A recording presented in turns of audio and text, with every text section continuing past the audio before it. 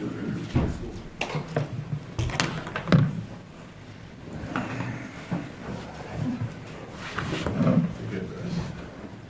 you noted, often there are a lot of people willing to help you coach, and one of the things they wanted was to see David Johnson. What decided you that this was the right time to put him in the lineup? Well, first, he's our best playmaker. And against Syracuse, I think you have to have a guy that can work inside the zone and do the things that David's capable of. I also think that he's come a long way. On both ends of the floor. I think it's easy to see the dynamic plays that he makes and the things that happen above the rim and things that he can do that other players can't. But he has a learning curve that. And things that you can't see that he had to get better at. And again, I think, more is made sometimes of who starts and then who finishes or plays the majority of the minutes. And, again, David was coming off of 4 months where he had to catch up.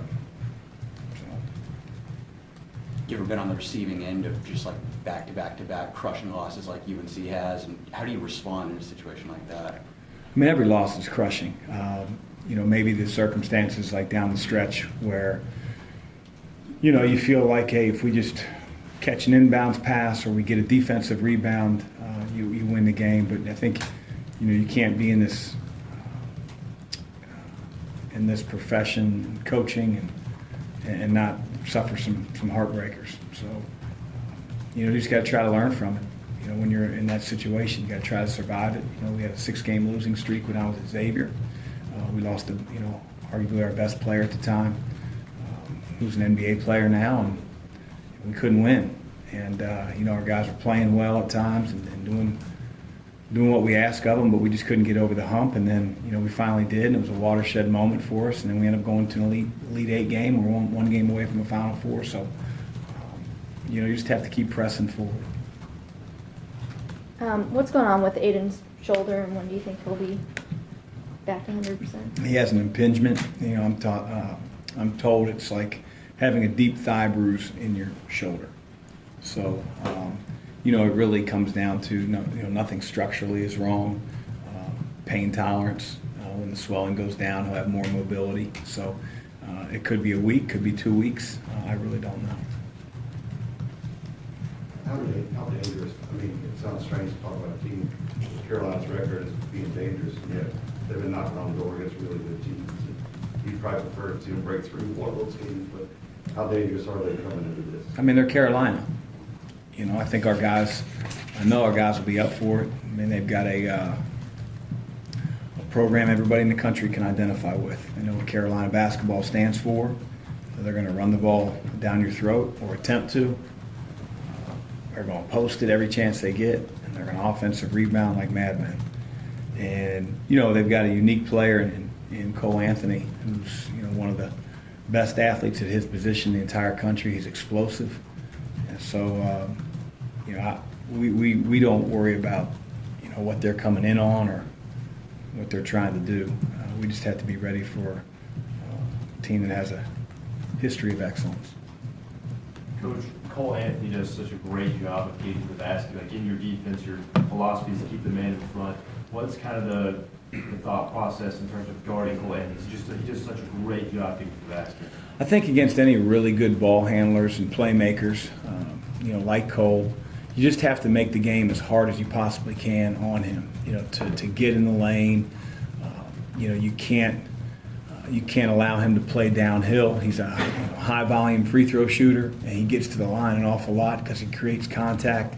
He's so quick, that contact a lot of times isn't squared to him, so he gets the benefit of the call, and rightfully so. And he's not one-dimensional where he only plays downhill. He can shoot the ball. So it's a challenge. I just think with any really good player, you have to try to make the game as difficult as you possibly can on them. Chris, the ACC unanimously endorsed the idea of a one-time transfer this week. I'm guessing coaches may not be quite as unanimous about it. What your thoughts are? I'm not a big fan of it, and then I know scorched earth becomes, towards Mack, like, denying people opportunities. And, well, if coaches wouldn't recruit off other teams, there wouldn't be an issue. But I don't think that's being fair to the issue as well. I think that, dealing with adversity sometimes is a good thing. And, some of the best players I've ever coached, didn't start as freshmen, didn't play a whole lot, just continued to work, get better. And I just worry like a lot of kids are going to, find opportunities before they have to deal with becoming better. That's just my personal stance. I don't think there's an easy solution to it. I was a one-time transfer. I sat out, and I thought it was the best thing for me. But again, I can't speak for every transfer.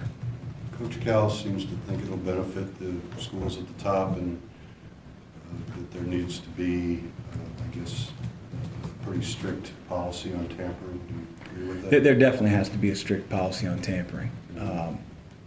I don't think that's the only reason that kids transfer, though. I think that the narrative is, sometimes that, if you coaches would quit recruiting kids illegally off other teams, then their kids wouldn't transfer. I don't think that's the case either. A lot of kids get homesick.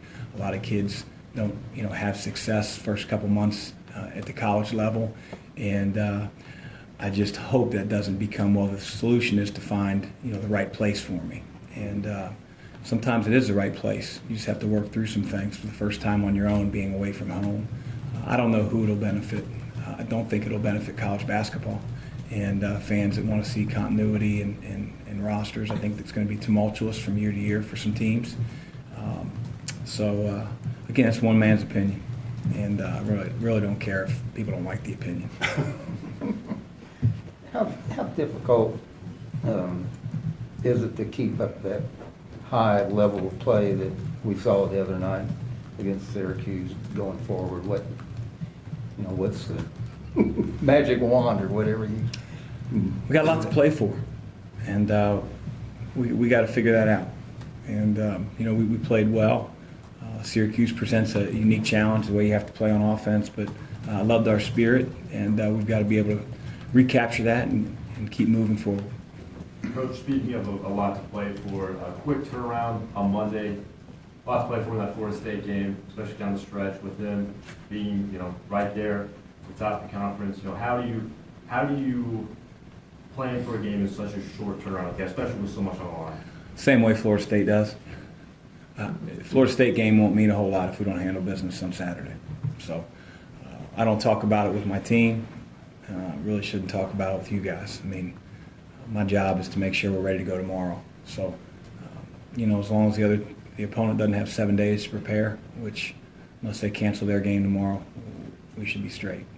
I don't know if you saw the stat that you guys are the top team in the country in the last 4 minutes of games in terms of opponent points per possession. Do you think that you guys are finishing games that strongly? Is that something that? But who starts? Who the hell's starting? I really appreciate you pointing that out. Can you retweet that? We talked about finishing all year long, and there's a lot that goes into that at the end. But I do think it's more important, who finishes games, how we close games, and we've had. I've talked about it, a lot of experience on the floor. We've been in moments where, you're down 6 or 7 points with 3 minutes to go. That's not a very comforting feeling, but, a belief that we have in one another and those guys have generated through hard work over the summer, relationships for a long time, and confidence in those moments, I think has helped us, in late game situations. Do you feel like you're at a point where almost every guy in your rotation, you would feel comfortable with them out there in crucial situations? I definitely. Everybody that's playing is playing for a reason. Some games it's matchups. Some games you need maybe more defense on the floor at times. Maybe you got to be bigger. Maybe you need more ball handlers on the floor. It really just depends on the situation. And the nice thing is about playing a healthy 9 guys is that we have a lot of options. At any point during the game. Do you know many of the 2005 cards who are going to be recognized? Padgett was on the team, a couple other guys. Yeah, I mean, I don't know him crazy well. I was at a different place, but, since I've been here, I've gotten to know a lot of the players. So, whether they're 2005 or, 1980, I've gotten to know a lot of different guys. They've all been, awesome to me. And, so I know quite a few of them. The title race, as you point out, a lot to play for, going down to the wire between three, and you count Virginia in there as the fourth. Anything about the league this year that has kind of surprised you based on what you thought going in, or things developed? Well, one of the things I think is surprising is the lack of respect that our league gets, simply because of what happened maybe in the non-conference with a few teams. Teams have gotten better as the season's gone on. You look at the all-conference teams from a year ago, I mean, nobody returned. And so it takes time, for teams to really cement who they're going to be, to get better, to improve. Even some of the teams at the bottom of the standings have had some amazing wins against some of the better, quote-unquote, better conferences this year. So we know it's a dogfight in this league, whether it's viewed differently from the outside world. But we understand what this league's about. Anything else for Coach? Yeah, you mentioned before you believed in David for a while, and he mentioned today that he kind of pulled from that a little bit at times this year where he might have doubted himself or was struggling. Do you recall maybe some of those conversations you've had with him about just believing in himself and that belief you had in him? I just think, that belief that I have in him has not been a one conversation or two conversation type things. I mean, I think that, players can maybe see through that. You can obviously reinforce it in the conversation, but just the way that we have gone about building a relationship, really ever since his, freshman year through the recruitment. And, I think that's where it starts. I mean, he knows, what I think of him, and that's why we've never let the foot off the gas when it came to his recruitment. His teammates, his coaching staff, myself, and when we sat bedside for him at the surgery, I think he's going to be, and he is, a terrific player.